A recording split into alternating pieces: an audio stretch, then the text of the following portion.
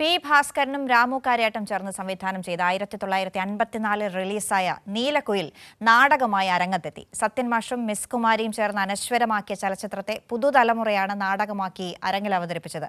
ആദ്യ ഷോ കാണാൻ നിരവധി നാടകപ്രേമികളാണ് ടാഗോർ തിയേറ്ററിൽ എത്തിയത്.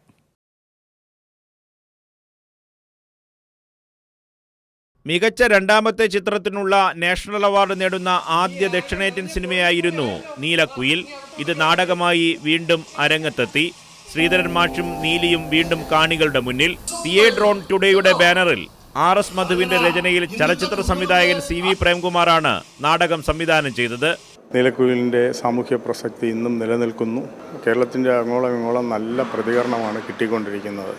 മാധ്യമങ്ങൾ, പത്രമാധ്യമങ്ങൾ, ദൃശ്യമാധ്യമങ്ങൾ എല്ലാം ഞങ്ങൾക്ക് ഈ നാടക അവതരണത്തിന് വളരെയധികം സപ്പോർട്ട് തന്നിട്ടുണ്ട്.